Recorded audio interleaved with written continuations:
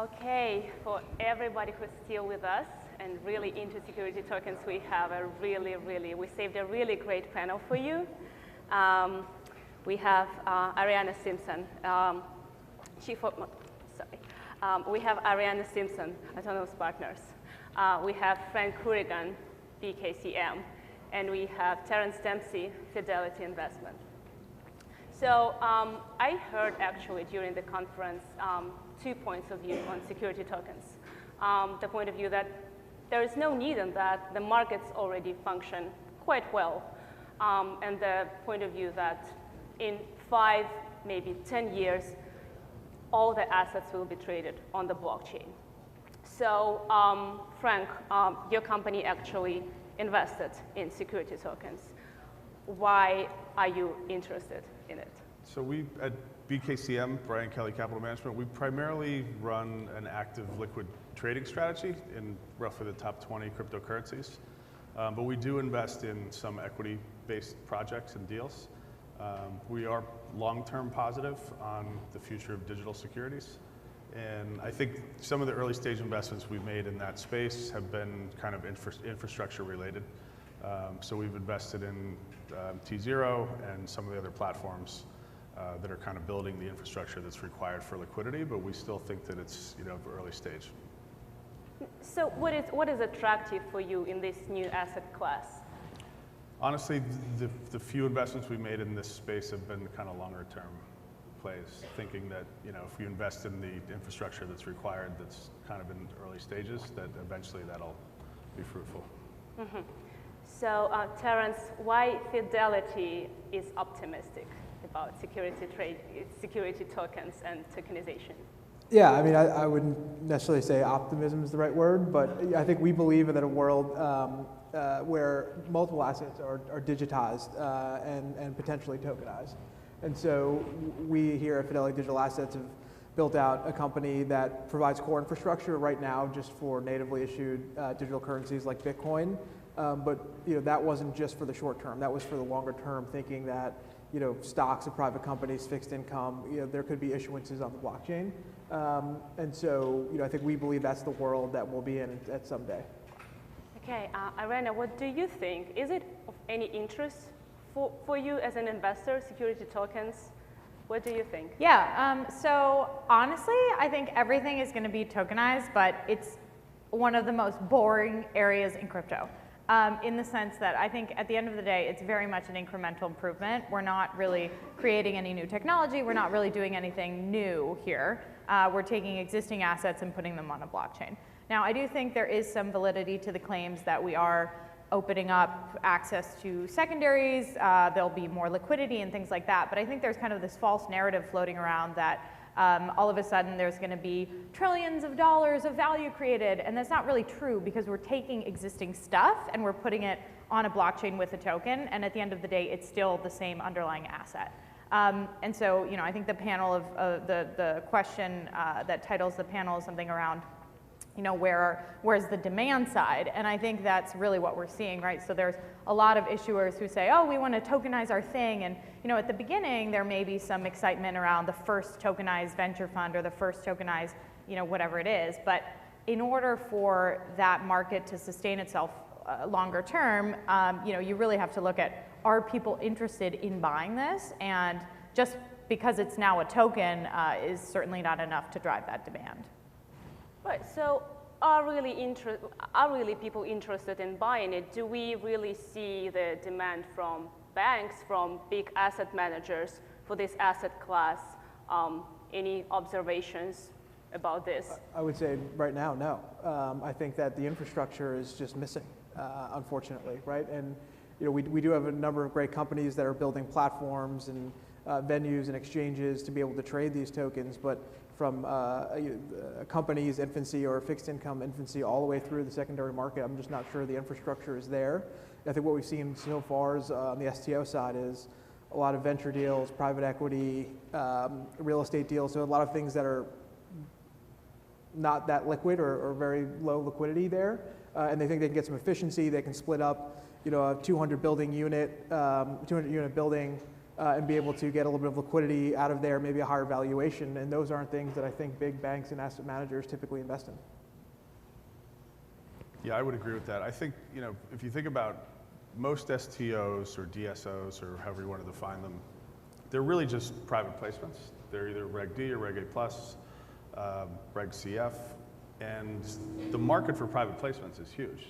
It is over $2 trillion globally, but it is a private market and it's highly illiquid, but it is fairly functional and it's large. So if the industry can find a way to, provide liquidity for that huge addressable market of private deals, it's possible that it could grow just through transparency and access.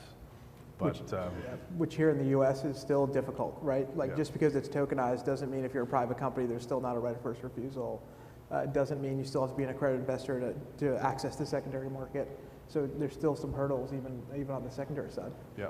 Yeah, I agree, and I would kind of generally challenge the notion that all of a sudden, just because it's tokenized, this liquidity will be created. Because at the end of the day, if you're tokenizing like a specific building or a series of, a real estate complex or something like that's going to be a very thinly traded token. And so at the end of the day, you're not really going to have all of a sudden these pools of capital available in these markets because they'll still be highly fragmented and very small.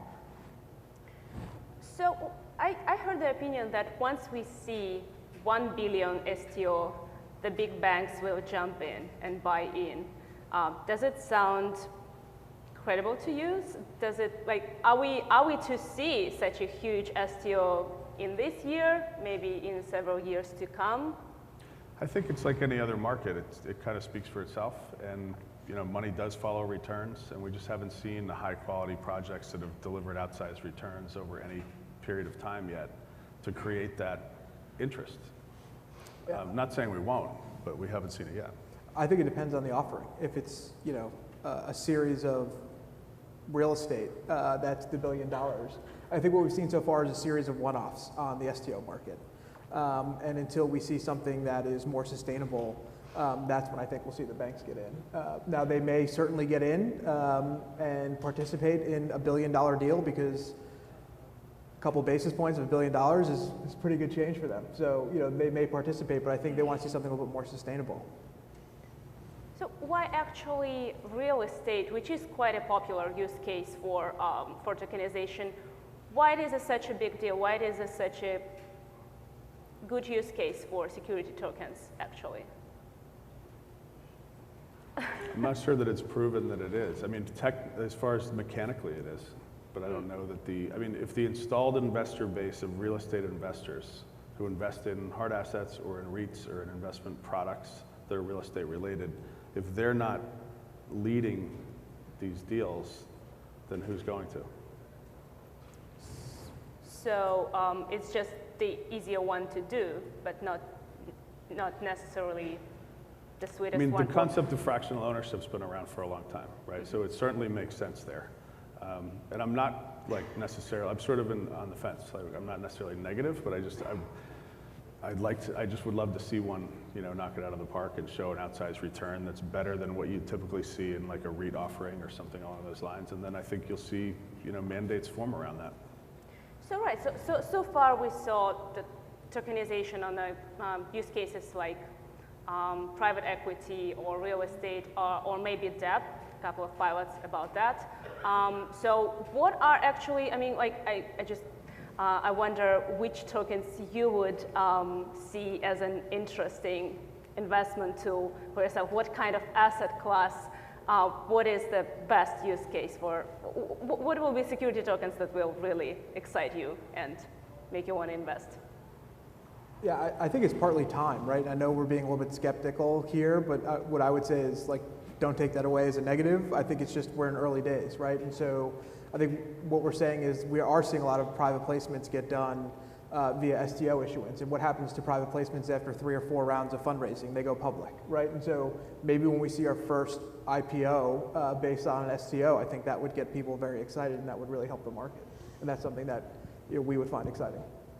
I agree. I think just like what Fidelity's doing has added a lot of validity on the asset management side. If we saw a bulge bracket investment bank as the lead book runner for the issuance of an IPO mid-sized tech company that was done on a digital security that the traditional equities buy side would have an appetite for. That's all it would take. So I guess the question is, why aren't they doing that? Right? Well, I think it's kind of a solution in search of a problem to some extent, because like the best companies have access to capital, and there are secondary markets for the best companies. So if you wanted to buy, you know, Uber, that's been available on secondary. You know, it's not necessarily super easy or available to everyone, but it's certainly available. So I think in many cases, there is a liquid secondary market for a lot of the things that would be most attractive to investors, and so there's kind of I think a bit of a negative selection bias in the sense that oftentimes the things that don't think that they can raise from traditional venues are going out and doing these offerings, and a few of them, you know, have seen good traction really based on, I think, the novelty more than anything else. But obviously, you know, we're going to need a little bit more substance than that in order to really see the market emerge. Well, yeah, there has been a couple of cases, like the Philadelphia-based Go Philly fund issued. It didn't actually issue, but it is selling tokens that are essentially a private equity in a venture fund, and they are raising quite nice sums of money, like tens of millions of dollars. So my question is, the security tokens that are already issued now, like let's see at what T0 is doing, at what Securitize is doing, what they lack to cause a really huge demand, to cause a real interest from the investors? What do you think? Well, I think the issue of tokenized funds, you know, we have a few data points. So Blockchain Capital issued, you know, they did a public offering of their fund. They raised $10 million, I think this was 2017, and spent $1 million in legal fees. Now, a 10% expense ratio for a normal fund is bananas. Nobody wants to be paying that. So I appreciate them like kind of leading the way in that category, but like it's not, I think, strictly rational from a fund management perspective. I know the Science Accelerator also went out to raise for their entity, and they, you know, raised something like $12 million, which respectable sum, but if you compare it to the size of their other funds, which are, you know, in the tens, if not at this point hundreds of millions, obviously it looks paltry. So again, like there are a few instances so far, but the demand side is really what's lacking.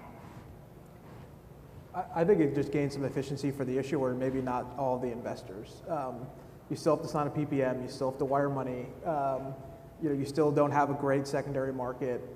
So it actually helps the issuer more than it does the investor, potentially. But I would challenge that, because having talked to some of the folks who did issue, they were like, this was such a nightmare. Like it was such a legal, such a compliance headache, all these crazy situations where like they need a return address, you know, I mean, obviously it won't always be like this, but at least in the early days, it's like been such a headache for the folks who did it. I should have caveated, if it helps anybody, it may help the issuer more than the investor, and it seems like that's not the case. Yeah. But it's also just the pure lack of infrastructure as well. You have STO issuances on 5, 6, maybe 10 different types of platforms. So you need a custody provider that's going to do all of those different platforms. You're going to need to make sure that the exchange that you want to have a secondary on is, you know, we're in the US, so it has to be an ATS. It has to support all the different, you know, whether it's Ethereum's blockchain, Hyperledger, wherever these are being issued, now you need those to support that. And there's just, it seems to be a very disparate marketplace today. So other than hype, does it really make sense for both issuer and investor to get into the market of security tokens then, if there are so many hurdles and so few demand so far? I think it's really interesting. Like there's a dynamic here in the US of heavy regulation. We're assuming that all the regulations stand. It certainly does make sense at some point in the future when the infrastructure is there. You know, T2 today in the equity market is okay. I don't think many people are so angry about it. But if you imagine what happens when your trade becomes the settlement and you trade Apple stock against a US dollar token and you get access to your capital 2 days earlier, that to me seems very interesting. So talking about infrastructure, actually, imagine that we have this infrastructure in place and we have really, really great security tokens that you would buy. What kind of custody you as investors would prefer? Would you like to self-custody them in your own wallet, or rather traditionally have a qualified custodian that takes care of that? Oh God, no. I don't want to custody these things. I mean, I think as a manager, like that is undue risk that I don't want to be taking on. It's not the core competency of many managers, and I don't think that, you know, from an institutional perspective, that's not ideal. That's not what we see in other markets. Fine folks like Fidelity Digital Assets are going to be doing this. It's a short promo ad for them. But no, I think there's really a lot of entities that are coming about who are much better suited to doing this than individuals and even individual fund managers. Yeah, I think just even through the securities laws, if these are issued through a broker-dealer, they need to provide custody, possession, and control as part of the distribution process. Just as an example, the T0 offering, you invested in the deal through a SAFE or a SAF type instrument, and then when the tokens were delivered, you had to open an account with a broker-dealer, do KYC and AML, view your wallet, and the tokens were deposited, and you didn't need to hold an Ethereum wallet or anything. It looks like a traditional brokerage account screen. Here's your balance, and here's the bid-ask spread, and would you like to place an order? But in principle, you can withdraw them to your own wallet and hold them. You can. But you'd rather not do that. Well, what would you do with them? Well, wait for the market to really come and. Yeah, but that particular deal, though, they happen to be, you know, part of that is they're building an underlying exchange and ecosystem that will provide liquidity for their own token, right? I guess if that weren't the case, if it were some real estate offering or something else, maybe you'd want to hold it just for, you know, just to have the option to trade it elsewhere. But you know, yeah, but again, I mean, it's an that's like such a infrastructure dumpster fire potential, you know? It's like, oh, whoops, we lost the keys, so now like, who owns this like And you could never complex do that. of apartments in Florida? Like, dunno, like, you know, I mean, it's just crazy. And like, you couldn't do that on behalf of an investor whose money you're managing. So Definitely it's just, not. yeah, I it's mean, impossible. imagine making that phone call. That sounds fun. Like, no. So these are some of the hurdles, right? I mean, that's case in point. You know, it's a major infrastructure gap. Terrence, where you would hold your security tokens? Obviously, I mean, at they've said it Fidelity. for me. I owe you guys a drink anyway. You know, look, I think, you know, it's an interesting debate, right? As someone who enjoys the crypto run and you know, is somewhat of a cypherpunk, it flies in the face of everything for why Bitcoin and these digital assets were created, right? It is access to your own money. But what's really interesting is that as an institution, you need an intermediary. You want an intermediary, not only to hold your assets for all of the reasons that Ariane or Frank were mentioning, but also to trade your assets as well. Institutions aren't going to go around, you know, SAC is not going to go to another huge hedge fund and say, do you want to go buy 1 million shares of Apple from me, right? They're going to want to go through an intermediary. And that's just today in the US how it works. So yeah, I would absolutely think that I would hold my assets at an institution. So are we close to have all this infrastructure, including custody, to have it in place for digital assets, for security tokens? I'd say we're closer than we were yesterday, and tomorrow will be a day closer as well. I think that there's still a lot of work to do, but you know, we're getting there. And to everyone here, keep building. Sounds like a great note to end this panel. Thank you very much. Thank you, everyone.